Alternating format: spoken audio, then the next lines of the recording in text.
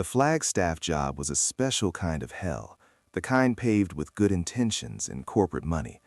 I'd been hired to capture the authentic soul of the desert for a new chain of aggressively minimalist hotels. For 3 days, I pointed my lens at the same tired cliches: the noble saguaro at sunset, the fiery red rocks, the lone coyote. It was paint-by-numbers photography, and it was crushing me. My real soul, or what was left of it, was gathering digital dust on a hard drive. It was a black-and-white series I'd poured my heart into, documenting the slow, poignant decay of the forgotten corners of Route 66.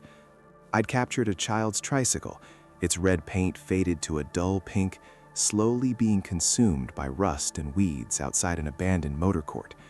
I'd framed the marquee of a derelict movie palace, where the missing letters made the title read, "Die in the Sun." It was honest work. It was also completely unsellable. My name is Leo, and at that moment, I was a photographer who was beginning to hate photographs. My financial situation was less a struggle and more a free fall. That's why I was behind the wheel of the Beast, my 20-year-old station wagon, at 1 in the morning. The Beast was a character in its own right. It smelled perpetually of darkroom chemicals and stale coffee. The driver's side door had a personality, requiring a specific hip check to close properly. A spiderweb crack bloomed from the lower corner of the windshield, a memento from a rogue piece of gravel on I-80. Spending $100 on a motel room was an absurdity. The drive through the Mojave was a necessity. For the first 2 hours, it was a welcome one. The desert at night is a place of deep time, where the concerns of a single, anxious man feel appropriately small. The landscape was painted in 1,000 shades of gray and silver by a moon that was nearly full. The sky wasn't just a canvas of stars, it was an archive of ancient light, the Milky Way a brilliant, jagged scar across the heavens. I watched Orion, the eternal hunter, climbing the eastern sky, a familiar guide on these lonely journeys. The highway was a hypnotic silver ribbon. For a long stretch, there was nothing, and then a pair of headlights would materialize in my mirror, swell into the roaring, vibrating form of a semi-truck that would shake my small car like a dog with a rat, and then vanish into the dark ahead, leaving the silence even more profound. My podcast, a dense lecture on the societal collapse of the Bronze Age, was the perfect counterpoint to the emptiness. I was in the zone. Then a single sharp pop from the speakers. I dismissed it as a glitch. A minute later, a faint hiss, so soft I thought it might be the wind. I turned my head, listening. It was definitely coming from the speakers. This was impossible. The radio in the Beast was a relic. Its digital display was a black, dead screen. Its knobs were cemented in place with years of grime. I had once, in a fit of optimistic ambition, tried to fix it. I'd pulled it from the dash and found a terrifying snarl of wires, some chewed, some frayed, all of it a testament to neglect. It was a lost cause. Yet the sound was there. It faded in and out for a minute, and then it locked in.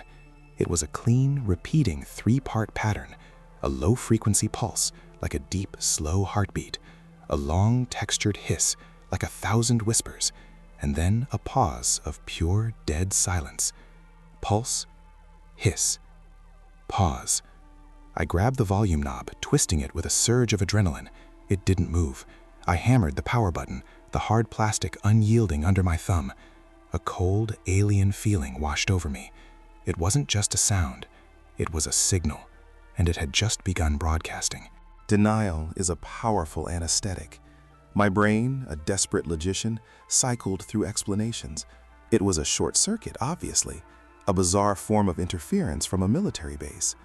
But the signal was too clean, too deliberate. The silence in the pauses was perfect, not the crackle of a bad connection. It was the sound of something waiting. That's when I started to hear the ghosts. Buried deep in the hissing static, like fossils in rock, were other sounds. For a few seconds, I heard the unmistakable brassy fanfare of a Glenn Miller song, tinny and distant, before it was subsumed by the hiss. Then a fragment of a voice, smooth and patrician, like Franklin Roosevelt in a fireside chat, talking about a day that will live in infamy, before it too was swept away. It was like the radio was scanning through a phantom ether, picking up broadcasts from dead airwaves. The experience shifted from unnerving to terrifying when the beast began to join the performance. It started with the headlights. They dimmed in perfect, unnerving synchrony with the pulse from the speakers, plunging the road into momentary twilight. Pulse, dim. Hiss, bright. My heart hammered against my ribs. Then, more systems joined the choir. The interior dome light, which I knew for a fact had a burnt-out bulb, flickered on for a second, illuminating the cabin in a ghostly pale light. The heating vents, set to off, exhaled a single icy breath that raised the hairs on my neck. The door locks gave a loud clunk, unlocking and then immediately locking again. The car was having a conversation with the signal. My peaceful isolation had become a trap. Far ahead, at the absolute limit of my headlight's reach, I saw something. A flicker of motion. It was a vertical shape. A man. My mind raced. A hitchhiker? A breakdown? But there was no car, no blinking hazard lights. Just a solitary figure, standing on the shoulder, waiting. I kept my speed steady, but my photographer's eye was in overdrive, trying to pull details from the darkness. The shape was frustratingly vague, a column of blackness. It seemed to shimmer, to vibrate, as if it wasn't quite settled in our dimension. I told myself it was a yucca plant, a trick of the moonlight, but it was too symmetrical, too man-like. As I got closer, the radio signal changed again. The clean, rhythmic pattern dissolved into a high-pitched digital shriek, a sound of pure data corruption that felt like a drill boring into my skull. At that exact moment, the figure vanished. Not in a blink. It was more like it had been deleted. The space it had occupied was now just empty desert. I drove past the spot, my eyes darting back and forth between the road and the rearview mirror. The road behind me was a black, empty ribbon. The shriek from the speakers ceased, and the steady, calm pulse hiss returned. This time, the pause felt like it was holding its breath and waiting for my reaction. The game had changed. The playful haunting had revealed a sharp, predatory intelligence. My foot was now glued to the accelerator. The beast, bless its rusty heart, was doing its best, but the engine's rattle sounded frail and mortal against the confident electronic pulse from the speakers. My mind was a civil war.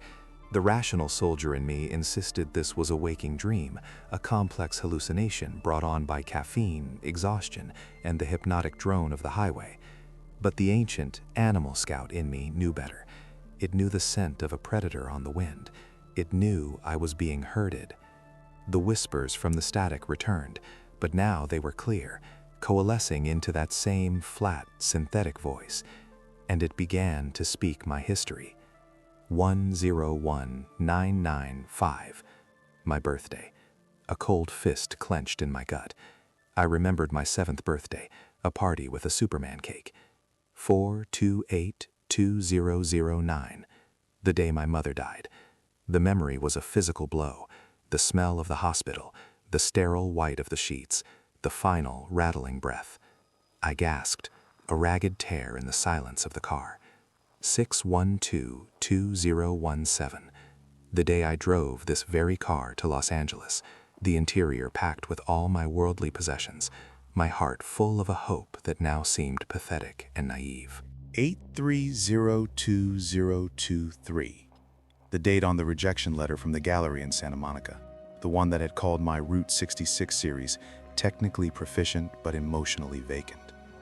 The voice was reciting the litany of my life's failures and griefs. It wasn't just a signal, it was a parasite that had burrowed into my memories. With a scream of pure rage and terror, I slammed my fist into the radio again and again. A piece of the plastic faceplate cracked and fell away, but the voice continued, its tone as placid and unfeeling as ever. Then the grinding sound returned, a tectonic groan that seemed to come from the very bones of the earth. The voice spoke a new word, its tone clinical. Friction. My foot was on the floor, but the car was slowing. bucking and lurching as if it were being dragged through thick mud.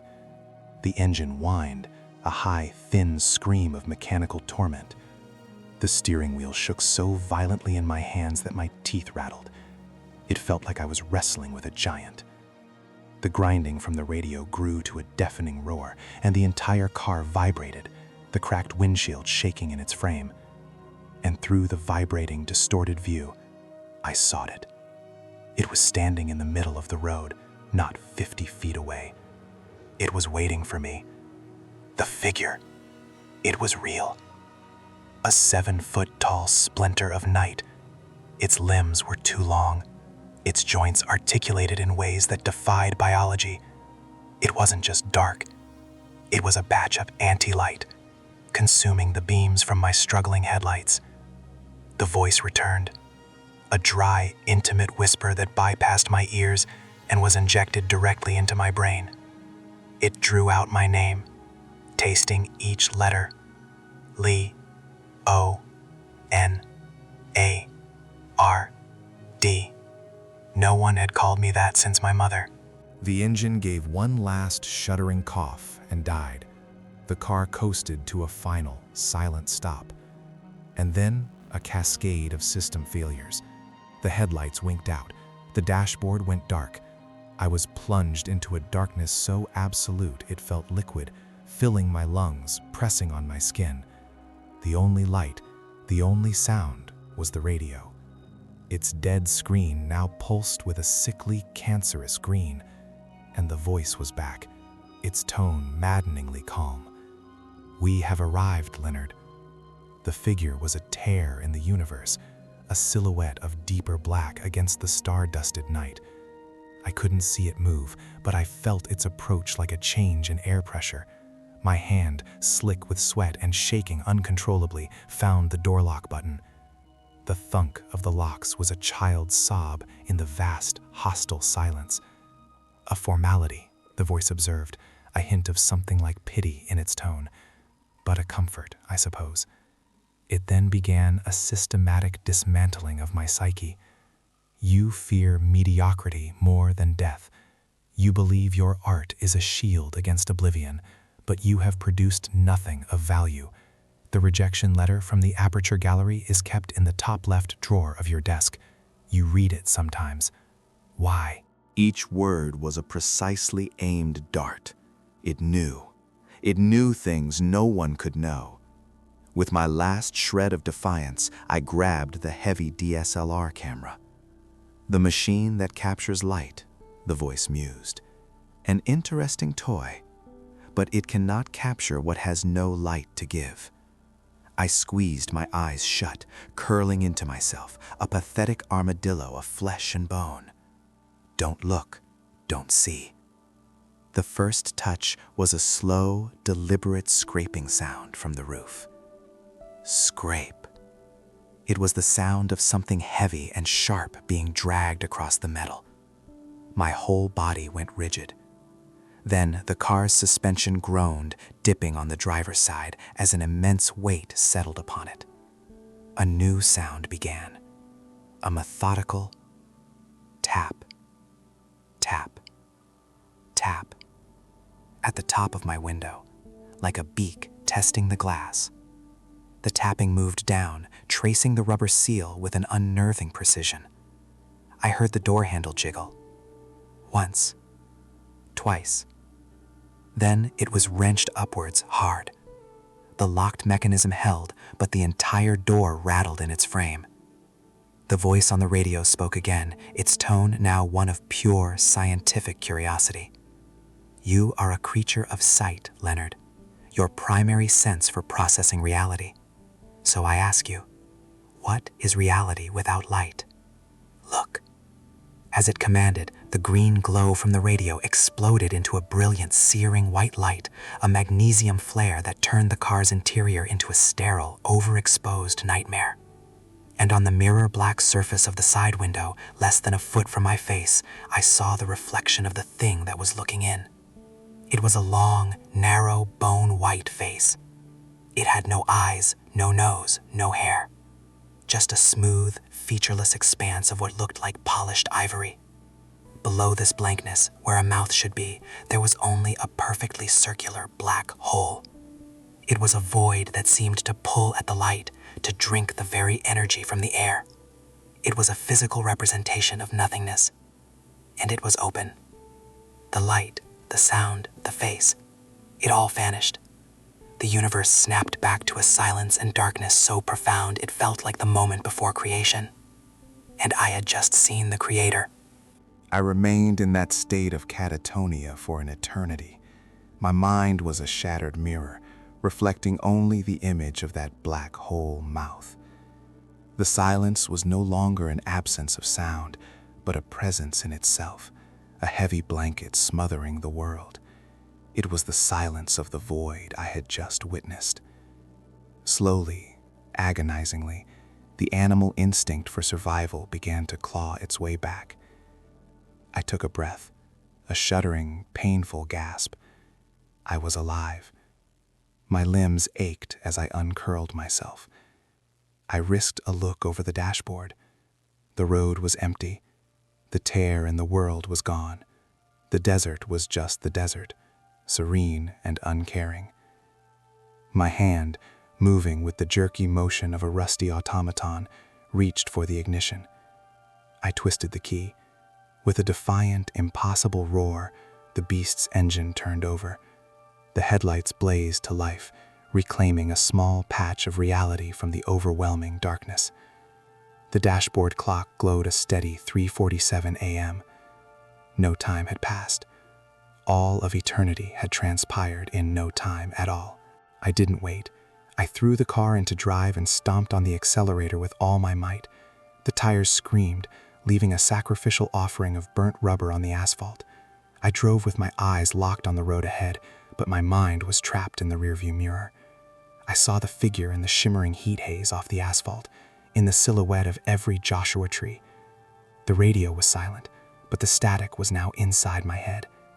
An hour, or maybe a lifetime later, I saw it. A halo of warm, artificial light. A gas station. It was an arc of normalcy in a sea of cosmic horror. I pulled in, the car sputtering, and parked beside a hulking semi. The air smelled of diesel, coffee, and life. I stumbled into the store, a refugee seeking asylum. The buzz of the lights, the bad pop music on the store's radio, the cashier's bored face. It was the most beautiful symphony I had ever heard. I called the highway patrol. My voice was a hoarse croak. I tried to edit my story into something believable. A stalker, a strange man on the road. The officer who arrived was a young man with tired, patient eyes. He listened. He nodded. He checked the car. No scratches, no damage. The radio was dead. He shone his flashlight on my face and saw a man who had clearly broken. He suggested I was exhausted, that I should get a room and sleep. He was just doing his job. His world hadn't been torn open. Months later, I was in my dark room. It was my sanctuary, the one place where I could control the light and the shadows. The red, safe light cast a comforting, womb-like glow. I was agitating a tray of developer, watching an image slowly materialize on the paper. It was one of the photos from the failed Route 66 series, a stretch of empty, cracked asphalt disappearing into the horizon. The sound of the chemicals, the rhythmic slosh of the liquid in the tray. It was a soft, hissing sound, a familiar sound. Pulse, hiss, pause. A jolt of ice-cold adrenaline shot through me. My heart seized. The tray slipped from my numb fingers, crashing to the floor, shattering the sacred silence. I scrambled out of the dark room, gasping for breath, my back pressed against the wall. The desert didn't kill me that night. It did something worse. It gave me a glimpse behind the curtain, and it taught me that the silence isn't empty. It's just listening and waiting its turn to speak.